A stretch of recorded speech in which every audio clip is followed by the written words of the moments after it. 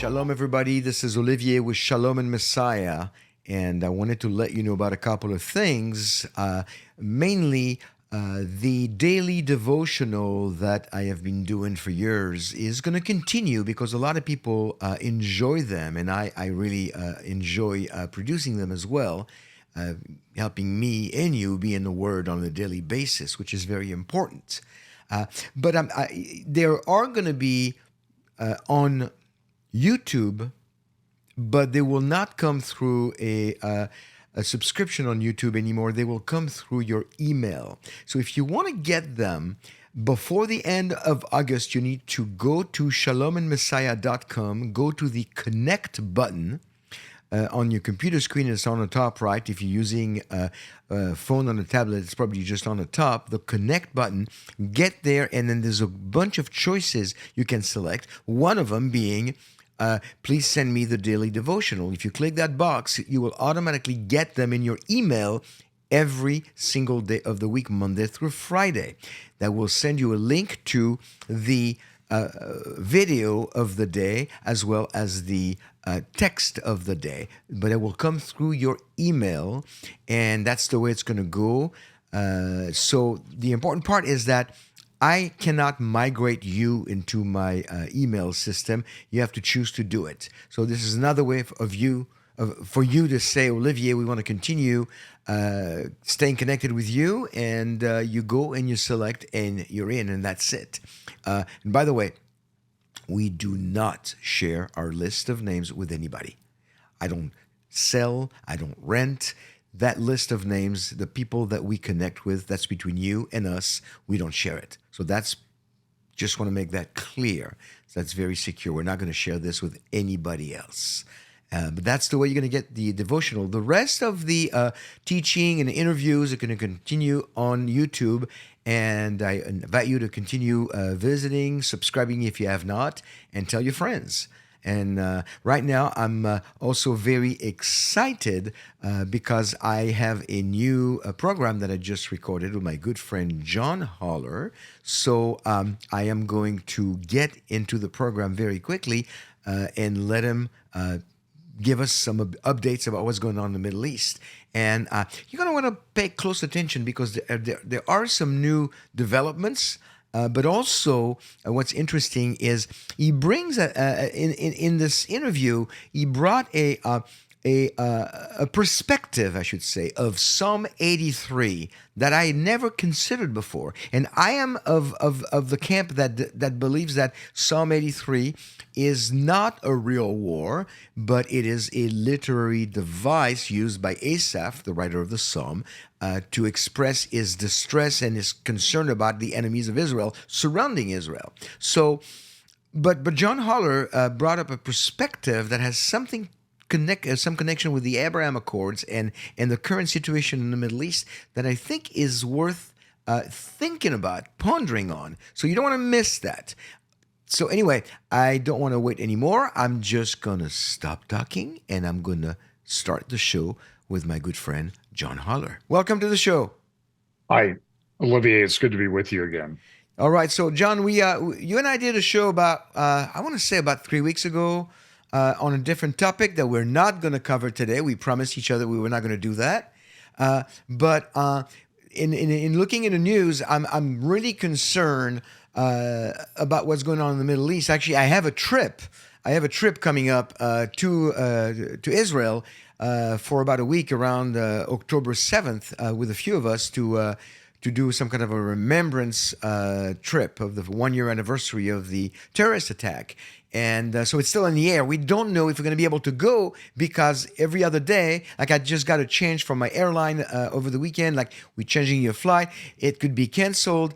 A lot going on over there. And I don't think people realize the how many fronts Israel is fighting. So you brought that up to me, and even I was a little surprised. Can you speak on that for a minute?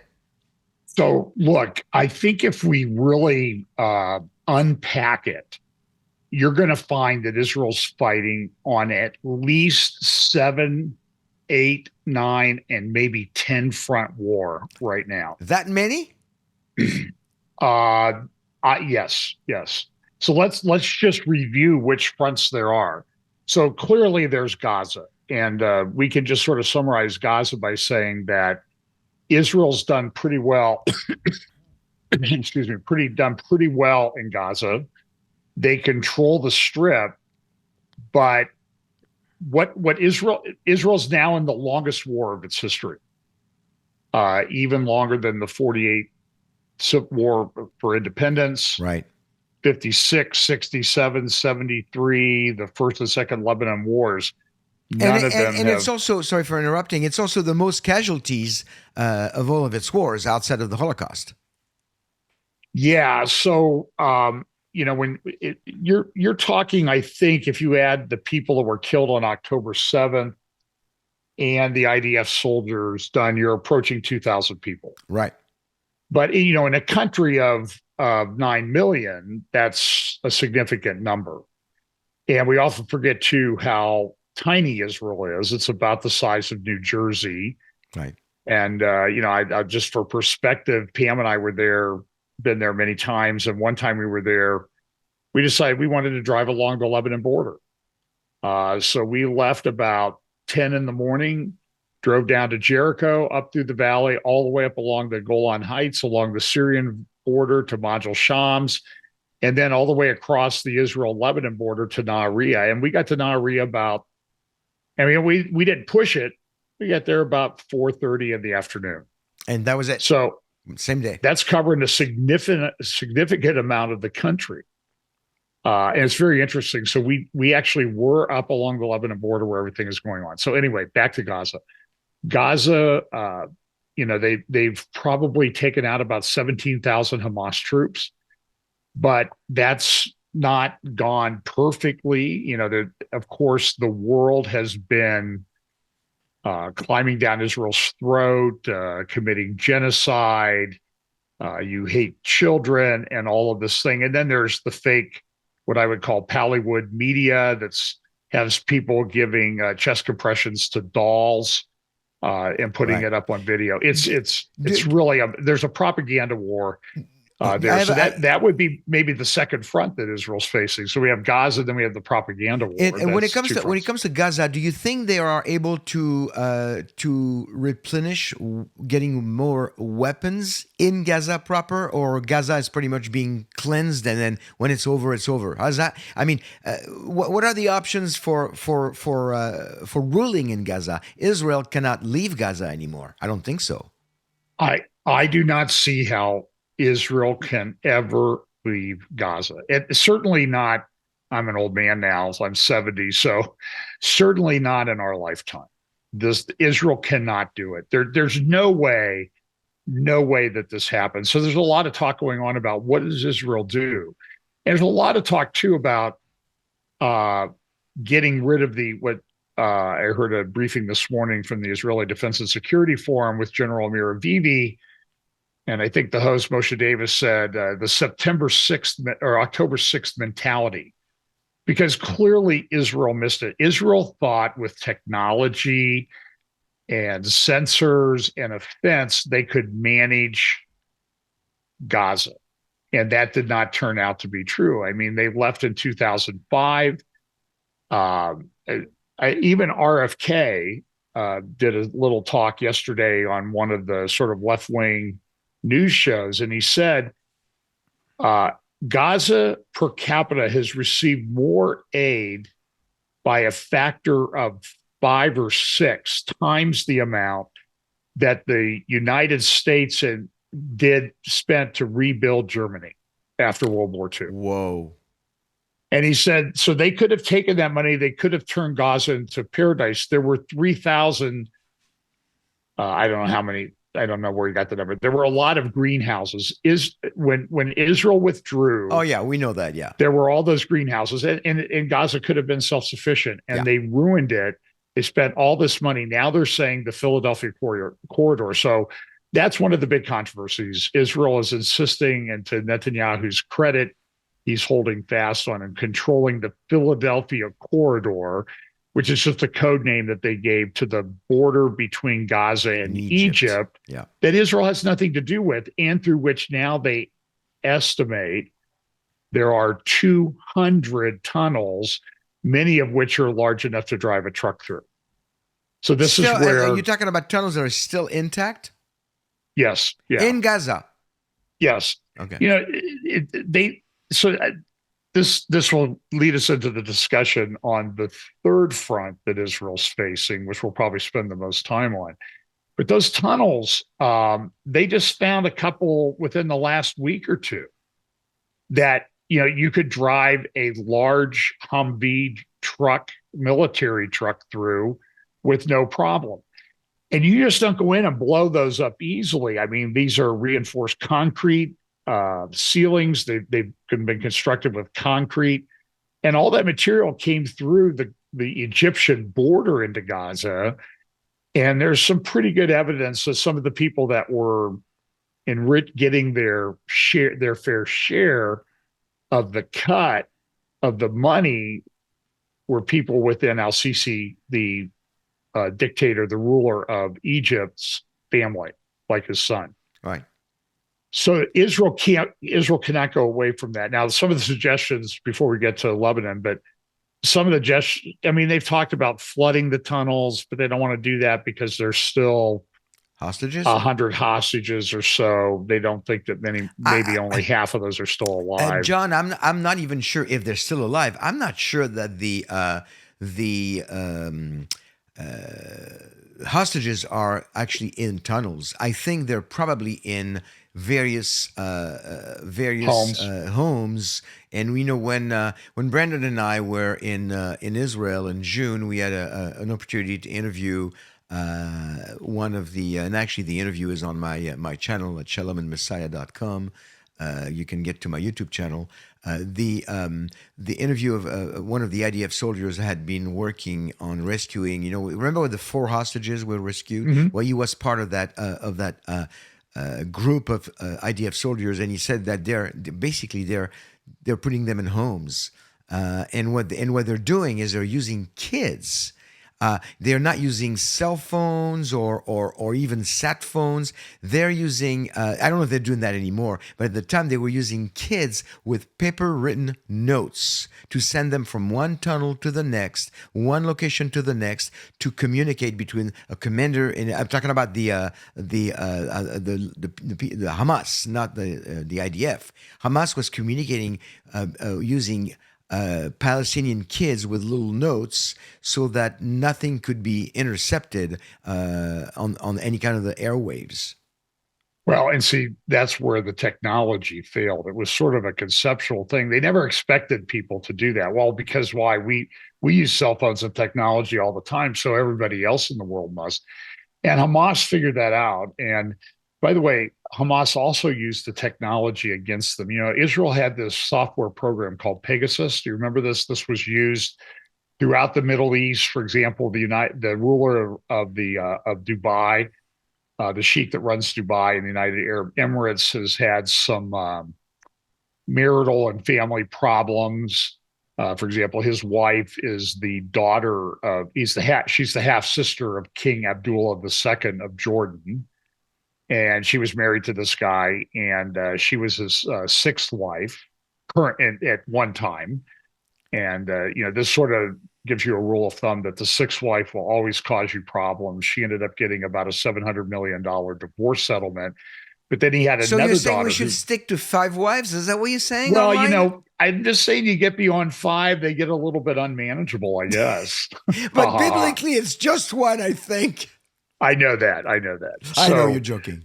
I'm joking. But his daughter got away, and he used the Pegasus software that he had gotten from a company in Israel to track her. And she was actually within the territorial waters of India. They did like a commando operation onto the yacht or boat that she was on and took her and then transported her back to Dubai, where Oh. she's at least under house arrest. And so I'm not so sure. I'm sort of trying to think through this, that it might be possible that Hamas or Hezbollah or Iran got their hands on this Pegasus software Okay. and used it, because what they found was that Hamas had bought cell phone data, acquired cell phone data for all the people and all the border kibbutzim along Israel. Right. Right. And that's they could tell. Now they didn't have specific, so and so went here, but they could, and they went over this for at least a couple of years. They could see where the soldiers were when they went home, how they staffed the bases down along there. And well, we think of a base down there, by the way. It was obvious that Israel was, they got caught off guard on this one. They didn't expect, when looking back at October 7th. But I want to shift a little bit. So now the question is, how do they deal with that? So they cannot leave Gaza. They have to run Gaza. Now, some of the suggestions are Gadi Taub and some others have said Israel should just take over the northern third and the central corridor that they built and the Philadelphia corridor and never give those back. But they will have to govern Gaza for that's just 30 or 40 years. That's just one front. So, I want to talk a little bit about Lebanon because right now, the whole world is looking at what's happening at the northern frontier, in Lebanon. And over the weekend, there was a preemptive strike from Israel. And I haven't looked at all the news feed on this, but I know that they believe that it was really necessary to put a stop to something that was going to happen if they didn't do it. So do you know anything about that strike that took place? Sure. I have a app on my phone called Zofar, like shofar, Tzofar, red alert.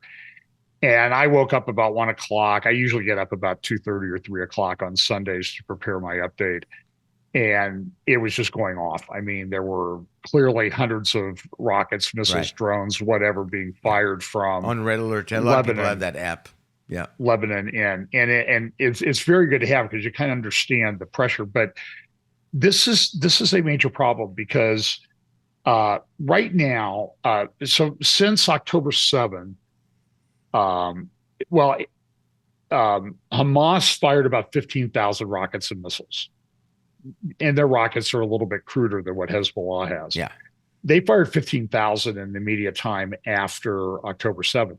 Since October 7th, Hezbollah itself has fired about 8,000 rockets and missiles at northern Israel and other places through Israel. Now, most of those have been in about a 5-mile strip, but what's happened in that 5-mile strip are 45 towns and villages have been evacuated. That's about 80,000 people, right?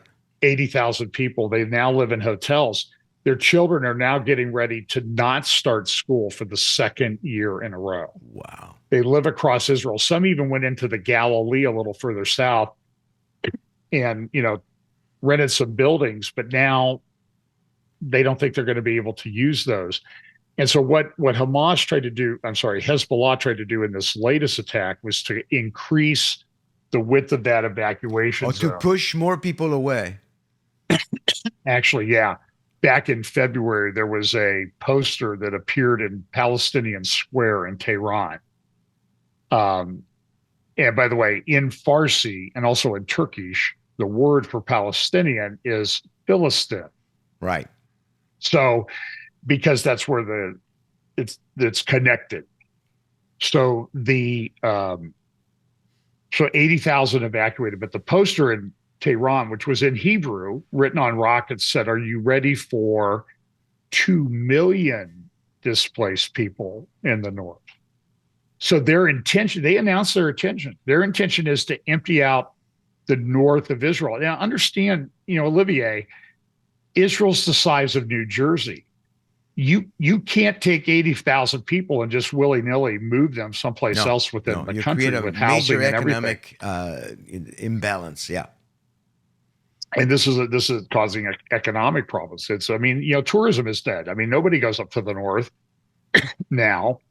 I've had a couple plans to go over there myself to do some things, and it's hard to justify the cost because you never know when you're going to get back if war breaks out. Right. So and everybody has to make their own choice. Yeah. 80,000 people evacuated. Now they're trying to expand that evacuation zone. That's what they did. They shot about 300 in 40 missiles, projectiles, that sort of thing on Sunday morning, but Israel found out about it. So it would be fair then to say, even though Lebanon has not invaded Israel, it would be fair to say that for all intents and purposes, northern Israel currently has become southern Lebanon.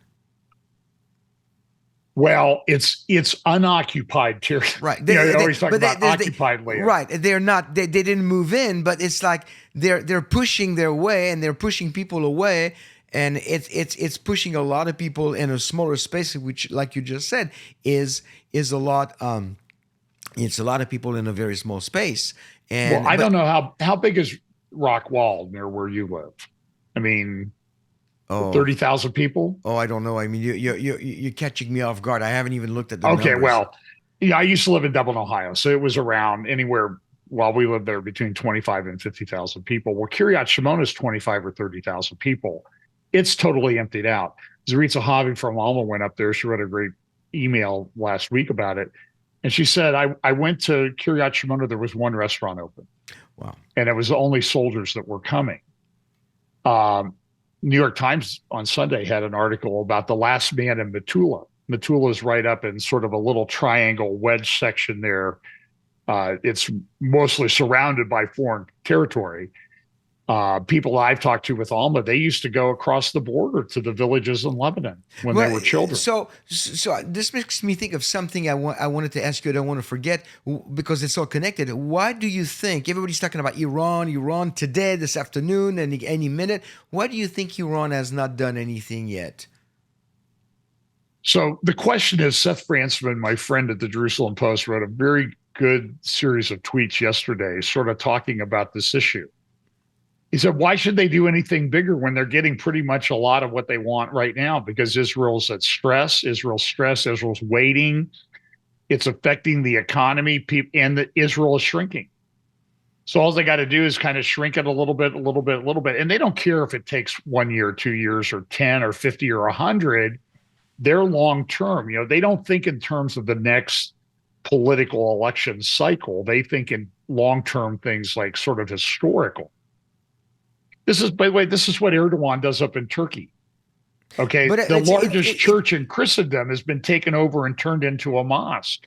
Where's the outrage about that? Where's the cultural appropriation police right. talking about what he's done up there with Hagia Sophia, that large church? Right. So they're shrinking Israel, and they're getting somebody else to done. The famous saying is the Iranians are willing to fight to the last dead Libyan, the last or Lebanese, the last dead Syrian, the last dead Iraqi. Then maybe they'll get involved, and it may also be part of their plan because they think very cleverly.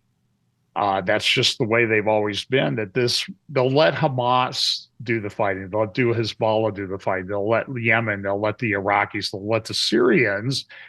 And while they're doing that, they can continue to develop their nuclear weapon program.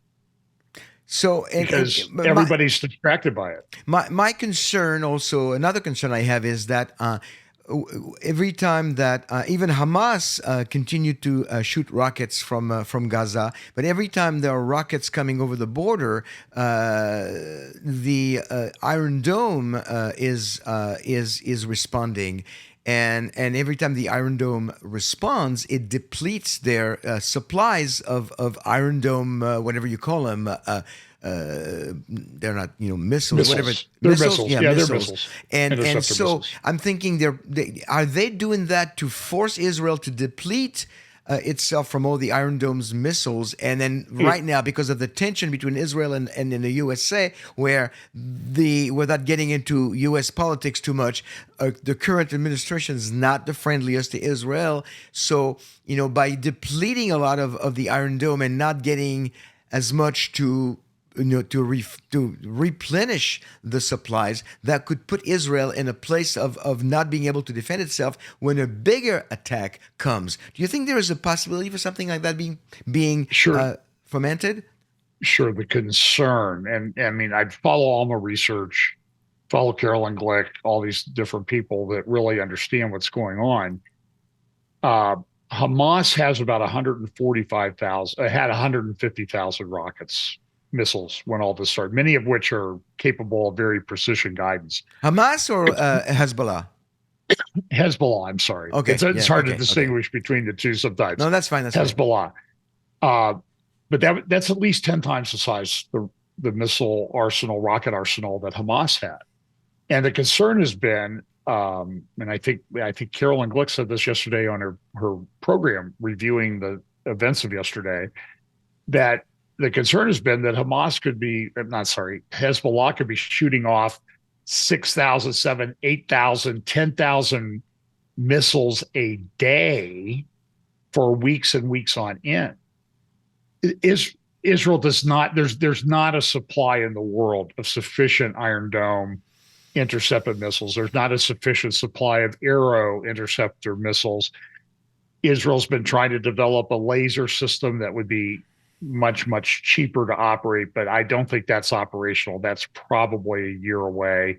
There's some rumors that it might be, but the cost involved. So let's say they put together a rocket or a missile for $5,000 or $10,000, or a drone for $2,000, and a Iron Dome missile is fired. Well, the Iron Dome missiles run, let's just say $75,000 each. But you can't be spending $75,000 to shoot down $2,000 drones all the time. And Iron Dome's not really good at the drones because of the way the drones can fly so low to the ground, they can't be picked up on radar. So this is a huge problem. And so the question is, what do we do about that? So in Gaza, back to Gaza for a minute, Gaza was estimated to have 200 to 300 miles of tunnels. They now estimate that that's above 600 miles of tunnels that have been built in Gaza. And this is such a small strip. You think about 600 miles of tunnels in such a small area of southwest Israel. This is crazy. Yeah, so Gaza is about, about 5 to 8 miles wide and 40 miles roughly north to south. Lebanon, so from the Israeli border to Beirut is roughly, let's say, 50 miles. So it's about the same, but it's much wider and it's much different terrain. Flat, beachy, coastal plain down there in Gaza, mountains in Lebanon. And Hezbollah, in the video that I used in my update on Sunday, Hezbollah has put out these videos about their tunnel system. These are drilled through bedrock. They say in there, we have been building these since the 1980s. That's 40 years. Gaza did all of that.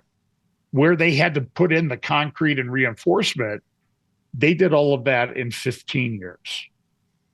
So the estimate is that the tunnel system in the north could be 10 times the size and of and what more it was sophisticated. And in bedrock. And in fact, the technology used they got from the North Koreans because they're identical in construction to North Korean tunnels that have been uncovered. So, and by the way, the plant that Hamas did in Gaza, that's what Hezbollah was going to do in the north. Come in through the tunnels, come across the border, take people hostage, and that sort of thing. So the people were always aware of their, you stand there, you're along the border, you can look 100 yards across the border, you can see a Hezbollah facility. Right. Alma Research says over half of the homes in southern Lebanon, all the way to Beirut, are tied to Hezbollah in some fashion. Half the buildings. So there's and homes. And they haven't done anything drastic yet. But if they do an all front attack, how will Israel be able to defend itself? I think Israel needs a lot of prayer, and they need a lot of support from Western countries because it's a very daunting task. And look, they've been fighting in Gaza. The guys are being a soldier is extremely tiring. If you're it's part of the problem in the United States. If you're asking guys to go out there and serve like this for 10 years, you're going to wear them out. You're going to kill them literally from exhaustion. So it's very intense. So Israel, Israel's doing great, and I think they're going to prevail. But I'm just saying that there's a logistical aspect to this that a lot of people don't want to talk about. So they need to occupy Gaza. Well, that's going to take military force, military power, resources, assets, economic. And it keeps people away from fighting on other fronts. That's correct. But now they have to go to a much bigger problem in Lebanon. And listen, the people I've talked to have said that to control this, Israel has to make southern Lebanon look like Gaza all the way to Beirut, Oh, and maybe including Beirut. that's a much bigger job, and I mean, Well, what's the world reaction going to be to that? You know, if so, let's go back to October 6th. Israel, let's say Israel realized we got a big problem here. What do we do? If Israel had attacked on October 6th, like they have attacked since October 7th, what do you think the world reaction? The world reaction would be even worse than it is right now. I know. So, okay, so let's just look at the fronts. So we got Gaza, we got the propaganda war front, information war, we've got Lebanon, we have Syria, because there are Hezbollah units in Syria along the Lebanese border. Well, they're right next door. And Yeah. yeah, it's the same problem there. It's a little different terrain. I don't think they have the tunnel system, but I will tell you, I was up in the Golan once and we made a wrong turn down a road and we ended up driving by a rusty UN site. We were like actually entering no man's land. It was just by accident when we were up there. And ISIS at that time was just on the other side of the fence. So this is a problem. So you have the West Bank, Judea, Samaria, Right. and the situation there. I mean, there's always these terror attacks. There was a guy who came from Nablus down to Tel Aviv with a backpack bomb and blew himself up in Tel Aviv the other day. If he'd gotten into a sporting event, I think is where they think he was going, he could have killed hundreds of people. Around the time the anniversary of the Sbarro pizzeria bombing in Jerusalem, where I don't know what 40 people were killed, 25, 30, 40 people were killed. Yeah. And I believe that bomber also came from Nablus. So that's a hotbed. Jenin, Nablus, Hebron, Right. other places in the West Bank are hotbeds of terrorism, and so that's another front. Then you have the Yemen front down there in the Red Sea, where they're shutting down shipping, pretty effectively shutting down shipping through the Suez Canal, which, by the way, causes economic problems in Egypt because they get, I don't know, maybe 20% of their effective government revenues from the tolls that they charge for people going through the Suez Canal. Wow. Then you have Iraq, you have Iran, the Yemen port bombing that Israel did a few weeks ago. That was very significant because that's about 1,600 miles from Israel, and Tehran is about 1,200 miles. So that was a message. That was Israel sending a message. We can fly that far. We can refuel our planes and we can get back. They've been practicing refueling very openly, posting videos about this in Israel. But understand the logistics of an attack on Iran are very, very difficult. So people ask, what are they going to do? I'm just telling you the munitions that would be required. I can tell you probably why they haven't destroyed things in Gaza is because they need those for Lebanon.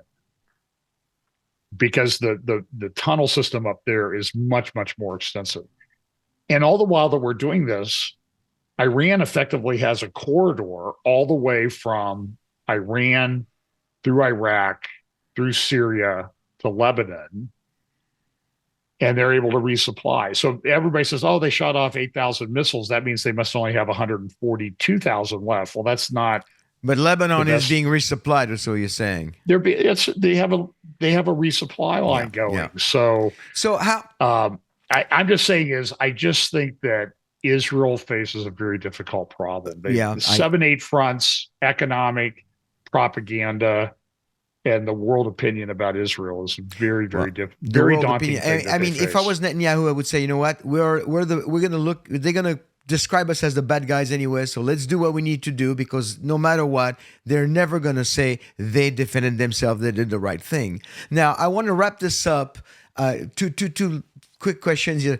I want to bring Psalm 83 and I want to bring Ezekiel 38 into the picture. I am personally in my own study, I when I look at Psalm 83, I don't think it is an actual war that's going to take place. So, yeah, I don't know. You and I talked about it, but I forgot. I talked to so many people. Are you on the what side of the fence? It's an actual war or it's a literary device? I am increasingly of the view that now, so I'll also say with the caveat, I'm more of a Middle Eastern beast kingdom person that Israel's going to face at the Okay. end, coming from the Middle East. So I'm just going to suggest, I'm just going to throw the suggestion out there. I can all do their own study. Yeah, Psalm 83 describes 10 people groups. correct. Okay. And there's a lot of talk about normalization and some kind of arrangement with the Palestinians. I was just seeing a Saudi guy talking about it this morning. And so I'm just going to suggest that maybe this peace arrangement that we've always speculated about arises out of the Psalm 83 nations and it's a ruse. They're Islamic countries. I said this yesterday in my update, but I said this 15 years ago too. Uh, Muslims always make peace when they're weak. So if Israel is successful in southern Lebanon, that would bring Tyre and Sidon into the fold, and they're mentioned in Psalm 83. It would bring Gaza in, Saudi Arabia, the United Arab Emirates, and then I would expect maybe Iraq to follow. That would be Assyria that's mentioned in Psalm 83. So it might be that Psalm 83 is sort of the parameters of this final covenant. But it's a ruse because Muslims always make peace when they're weak. Okay, now I am not even looking at Psalm 83, and I think Right.